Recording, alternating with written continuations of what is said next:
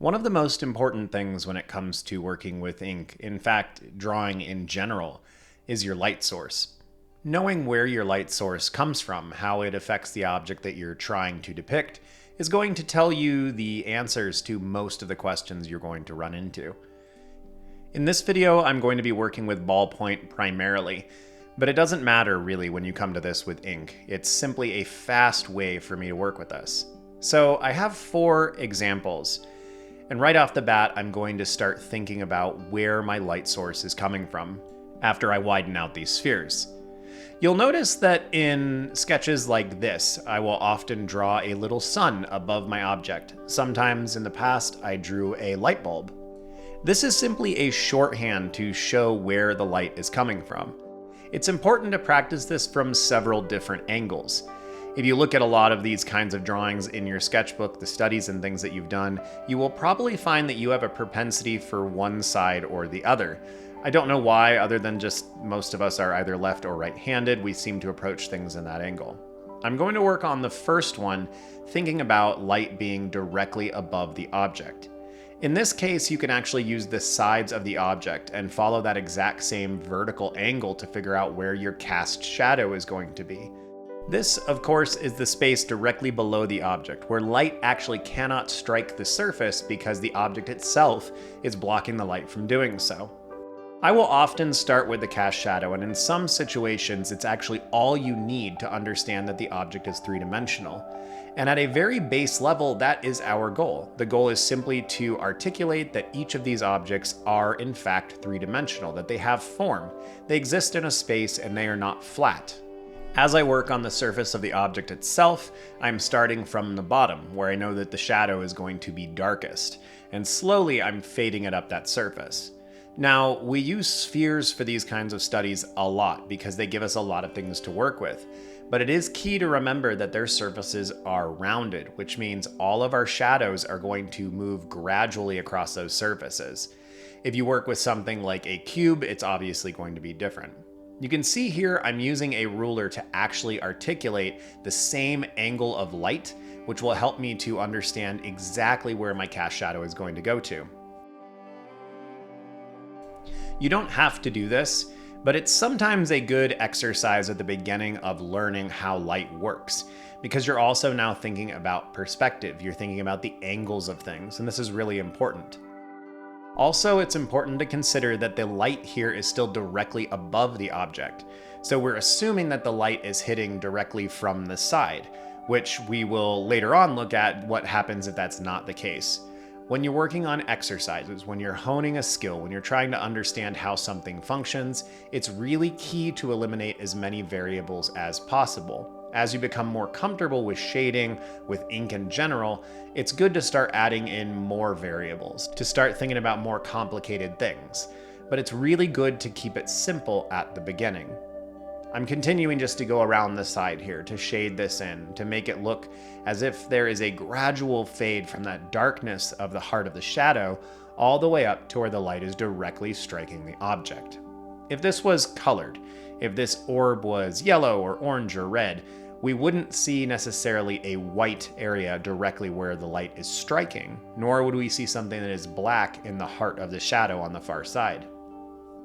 Instead, we're going to see a very dark version and a very light version of whatever tone that object is. Here I'm exaggerating a little bit because it's what's beneficial when you're trying to learn how this functions. You'll also notice that I'm going back over this a bunch of times. Part of the reason I'm using a ballpoint pen is it gives me a lot of variability. I can make things gradual.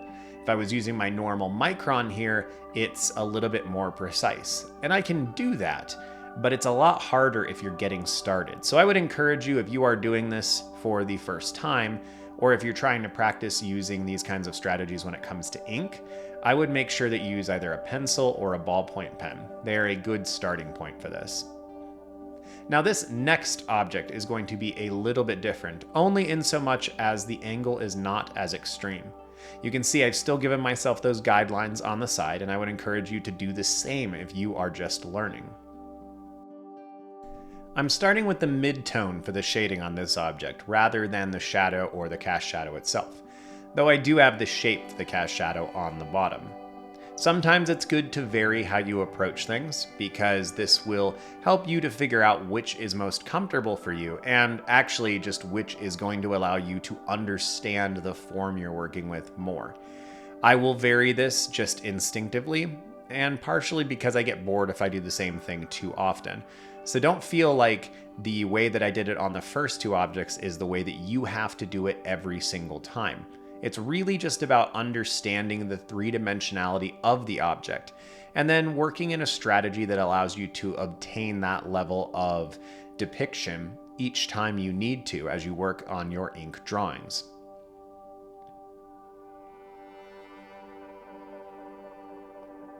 For the last one here, I have an even more extreme angle. This is something you're going to see at sunrise or sunset if you're outside, or if you're indoors, it's just going to mean that you or whatever object you're looking at are at an extreme angle in comparison to the object itself. Sorry about my hair invading here. I'm doing these as pretty small drawings, so sometimes things like that happen. Now, if you were to use the ruler on this one to figure out the exact angle where light is being prevented from hitting the ground, it's going to get a little extreme. This is actually accurate. And in fact, if you were to actually go to the perspective of the light source or take a photo from that light source, the shadow would actually look as if it was a perfect circle, because from that exact angle, that is what is being represented. Though that's a little bit more amorphous and might be kind of hard to wrap your head around. There's a lot of weird perspective and trying to put yourself into the drawing and think about what's happening in that space. But practicing things like this, just thinking about an object, how it's interacting in space, is a really simple and good place to start as it comes to understanding three-dimensionality in form and how to represent those things in your drawings.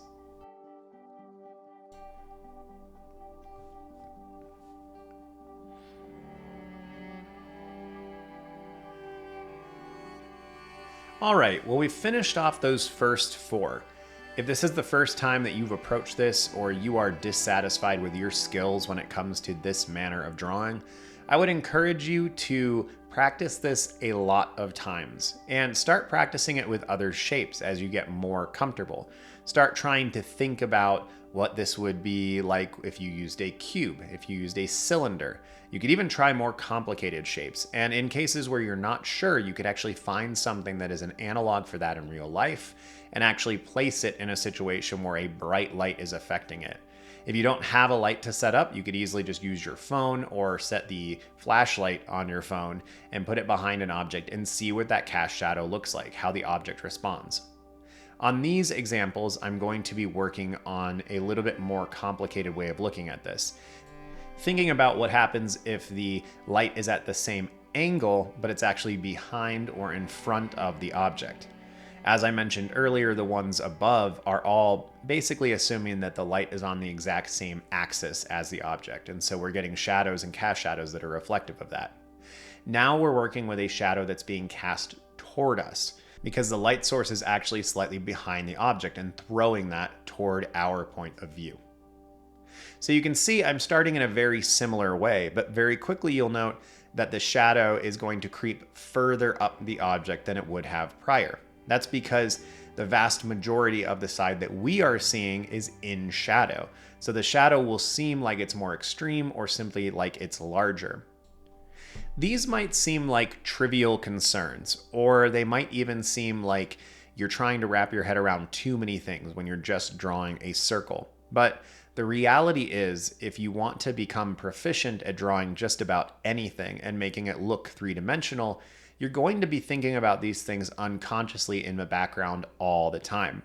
Every time I work on one of my ink drawings, whether I'm working on characters, dragons, robots, mountains, trees, mushrooms, every one of those things I'm thinking about the totality of that surface and how it's being affected by light. It is one of the most important things that you can consider when you're trying to make something look three-dimensional. Even if you're working in a drawing that doesn't have a lot of shadows or cast shadows, you're still thinking about all of the surfaces.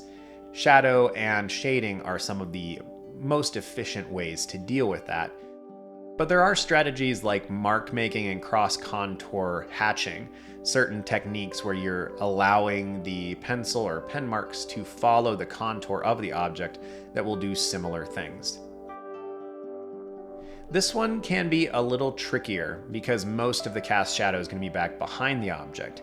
In fact, there is a scenario where you could draw the sphere from this angle and you wouldn't see any shading at all because everything could be perfectly behind the object itself. That's boring, so I'm not going to do that one now. That is something that I would often do with my students, though, in class, is I would give them a scenario of 10 or 15 of these, and their homework was to shade each of them appropriately based on where the light source was coming from. And generally, I would give them one where it was the light coming straight down or straight at the object, and sometimes they would just sit there and puzzle with it for a while and be like, what do I do? And it's like, some kid inevitably would start chuckling and would tell them, like, you don't have to do anything. The light's lighting up the whole object. This last one, the light is coming very much towards us, and I'm assuming that the light is at a more extreme angle. So it's throwing its cast shadow right at us. Obviously, if the light source was directly above, we'd get something very much akin to our first drawing. And if the light was really, really far back there, you could get potentially an infinite shadow. Or if it's hitting the exact right angle on the side of the Earth as it's hitting it, then that shadow could be infinite and could go all the way off into the ether, into space. But that's not going to do us a whole lot of good as we're thinking about drawing these things. This kind of practice is something that I still do. I've been working on drawing form and shadow and three-dimensional things for a very long time. This is always a beneficial thing to practice. In fact, this is something that I often recommended for my students when they didn't know what to draw, and something I still recommend today. If you don't know what to do with your drawing time, you want to practice, you feel like you should, just work on shading three-dimensional objects. Just draw some spheres and think about how they interact with one another. Draw some cubes, draw things in perspective. These kinds of little practices are really good for you. And it doesn't take a lot of playing to turn them into fun things. Right now, these just look like detailed schematics. They're not particularly fun, right? There's nothing exciting about this except for you're developing a skill and becoming more proficient, which is a good thing. It's a good thing to get better at stuff. But you can really easily turn these into space stations, into planets, into moons. You can think about how this would function if you had two spheres in the same plane and they're throwing their shadows on each other. How is that shadow going to interact on that spherical form? It's important to play with your ideas. It's important to have fun with it. Otherwise, you're just not going to stick to it long enough to actually do anything of importance. As we come up here on the end, I'm going to do one final sphere, and I'm actually going to use my Micron to do it. This is what I draw with primarily, and it's a lovely tool. These things are fantastic. They're a little bit more difficult when you're trying to do this kind of subtle shading, and it's why I used a ballpoint for most of this demonstration. But it can still be done with a device like this. In fact, I'll have a video coming out next week, I believe. And in that video, I'll be doing this same kind of exercise with a variety of pens, and you can see how each affect things differently, and potentially look at what they might be beneficial for, because each of them are quite different tools. And I'll be doing a subsequent video in the following weeks that's going to be focusing on combining multiple kinds of pens. What happens if you work with a ballpoint and then take a Micron or a fine liner over top? Does a Sharpie have any place in your drawing? I'll just be chewing on some of those things. Things that are kind of interesting, and you might find that you have more pens lying around your house than you think. And it's good to know, does that gel pen have a place in this? Can I use that ballpoint to do anything cool? And the answer, of course, is yes. The biggest variance is just going to be in the tip size that's actually putting ink down onto the page. But you can see with this Micron, it's a very different result because I can't subtly shade things. But it still works out just fine. Well, as always, thanks for tuning in. I hope that this was beneficial for you, and I would love to hear in the comments below what you would like to see next or in an upcoming video as it comes to working with pen and pen techniques. Which do you prefer? The Microns, the fine liners, or the ballpoint? I would love to hear about it. Well, have a good one, y'all. See you soon.